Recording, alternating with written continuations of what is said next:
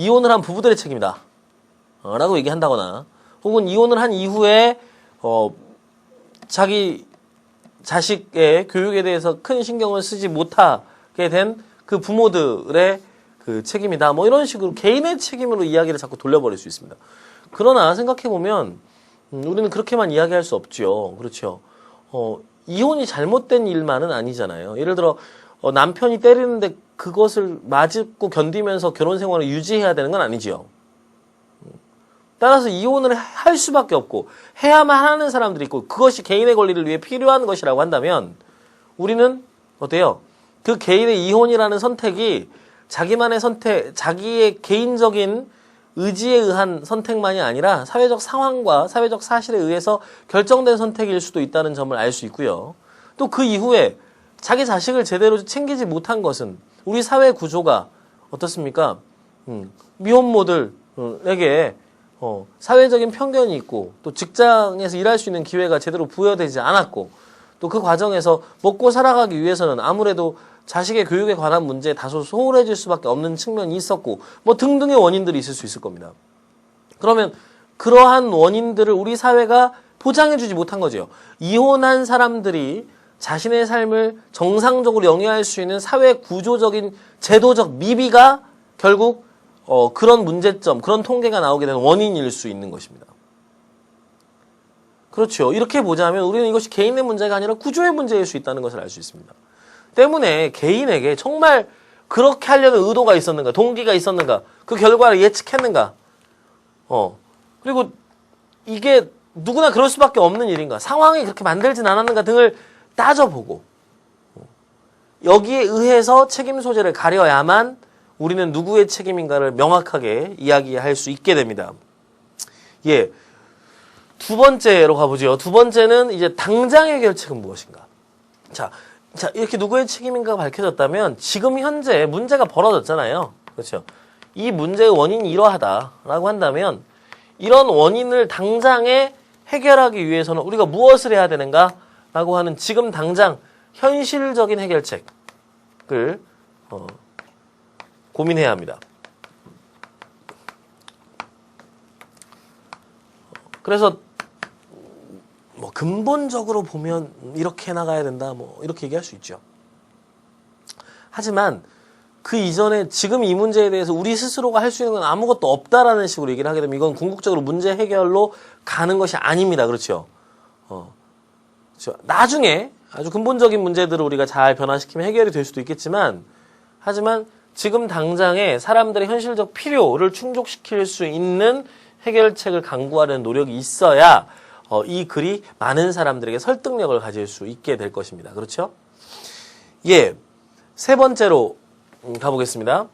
그리고 앞으로 이런 문제가 다시 이런 해결책을 쓴다 하더라도 재발될 수 있을 것인가? 그리고 앞으로 이 문제는 어떻게 변화할 것이라고 생각되는가에 대한 자기 견해가 있어야 됩니다. 그래서 이런 문제 상황이 앞으로 어떻게 변해갈 것이다. 그리고 이런 경우에 다시 나타날 수 있을 것이다. 라는 것들을 따져봐야 되겠죠. 그래서 이것은 보다 더 먼 미래를 보는 겁니다. 그렇지. 이건 조금 더 근시안적인 해결책을 먼저 이제 찾는 것이 필요하다면 이걸 부정적으로 지금 사용한 건 아닙니다.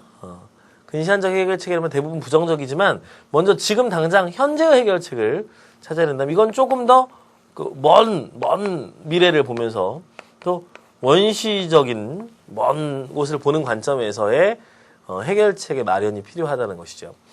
전망의 이해가 필요하다는 겁니다. 그래야만 우리는 보다 더 궁극적으로 네 번째 예방책 또는 궁극적인 사회적 대안이 무엇인가의 문제까지를 이야기해 볼 수 있게 됩니다.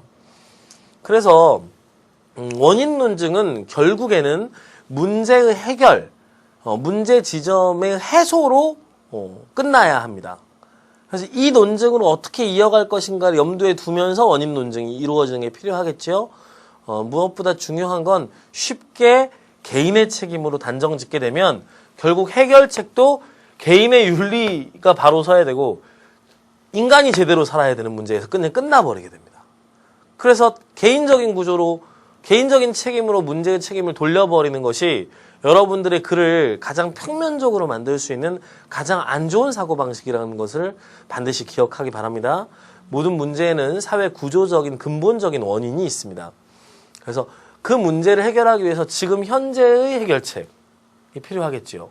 또 앞으로 어떤 이유로 재발될 수 있지 않을까, 또 어떤 변화가 있지 않을까에 대한 전망이 있어야만 이런 재발 우려에 대한 예방책을 마련한다든가 궁극적인 사회적 대안에 탄탄한 대안적 사회를 구성할 수 있는 방법을 고민하는 것이 가능해질 수 있겠습니다.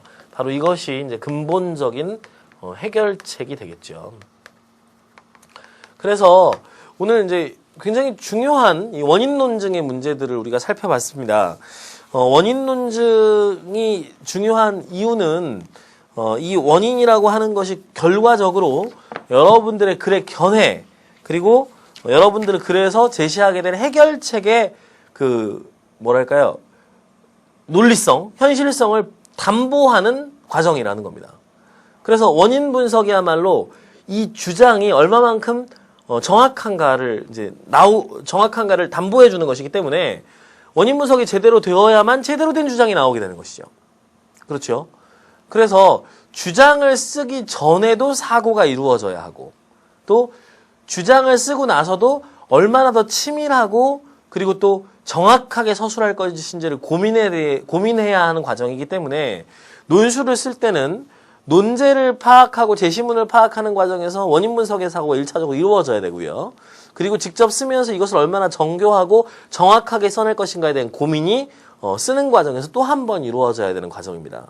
그래서 논술에서 원인 분석에 대한 사고는 무엇보다도 중요하기 때문에 여러분들이 이 부분을 염두에 두고 원인 분석 부분을 꼼꼼하게 자기의 것으로 만들어 두시기 바랍니다. 예. 오늘 강의는 여기서 마치는 걸로 하고요. 다음 시간에는 글쓰기 방법론 이제 마지막 강의죠. 퇴고로 들어가겠습니다. 그래서 과연 나의 가치가 이 글들을 통해서 표현되었는가의 문제를 최종적으로 확인을 하고요. 그리고 나서 이제 유형별 쓰기 방법론으로 들어갑니다. 예, 수고 많으셨고요. 다음 시간에 뵙겠습니다.